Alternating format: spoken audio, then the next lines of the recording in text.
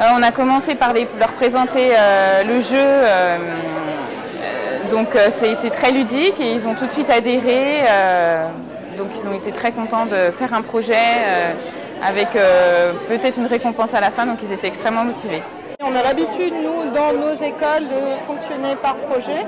Donc en fait, on part du concret pour expliquer des choses abstraites aux élèves. D'où l'intérêt pour ce concours en particulier, qui connaît parfaitement ce qu'on a l'habitude de faire. Pour nous, cette initiative, c'est le fruit de ce qu'on veut, c'est-à-dire une belle collaboration, une collaboration importante entre le monde économique, le monde des entreprises, le monde de la production d'énergie, le monde des économies d'énergie, et puis la sphère éducative au sens le plus large possible. Nous sommes convaincus de l'intérêt de travailler ensemble.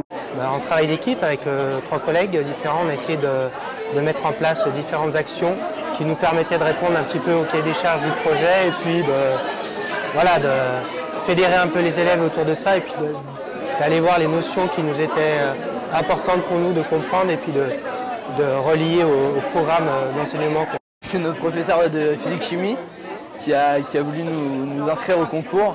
Donc on a commencé avec un film sur l'écologie et puis autour de ce film on a créé tout un projet sur l'environnement et tout ce qui va autour.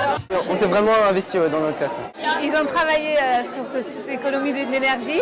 Donc le film ils ont fait à la maison et après voilà, on a essayé de sensibiliser pour qu'à la maison ils essaient de réduire les consos, éduquer les parents et les frères et sœurs, pas que les élèves. Je suis très contente d'être ici parce que j'ai créé un journal qui s'appelle Néoplanète pour aider les gens dans leur vie de tous les jours et leur donner une vision positive, sympathique et pas culpabilisante de tout ce qui est lié à l'environnement.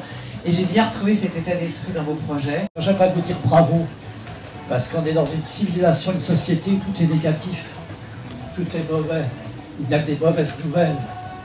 Ben non, vous êtes la preuve vivante que des jeunes, vous pouvez effectivement fabriquer un monde meilleur, des trucs fantastiques. Effectivement, nous avons délibéré sur vos projets avec une attention toute particulière à tout ce que vous avez pu dire, écrire, et nous vous donnerons la liste des lauréats dans quelques instants. Le 4e prix, Frédéric, sera remis à Collège Blanche de Castille, le Chênay. C'est une initiative que Gilles Boeuf, qui peut être là, m'a décrite comme tout à fait pétillante, amusante, et comment arriver à faire passer des messages intelligents avec de l'humour. Le dernier prix, le prix du jury, au lycée agricole Sainte-Marie-sur-la-Lys.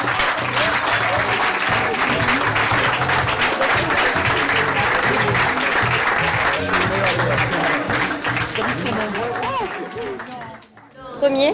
Bah ouais, c'est bien, on s'attendait pas. Ouais, aussi les autres groupes, ils ont fait du bon travail aussi. Je pense qu'on est tous contents d'avoir eu la 2e place. On pensait pas déjà qu'on allait être choisi pour venir ici. Alors bon, on est tous contents. On est très contents du résultat. Ils y ont cru, ils ont beaucoup travaillé. En plus de travailler sur la sensibilisation aux économies d'énergie, aux gestes éco-citoyens, la création du blog nous a également permis de valider le brevet informatique et Internet niveau collège. On est vraiment contents pour eux, ils sont très contents d'ailleurs. Ah ouais, on est 2e. Ouais.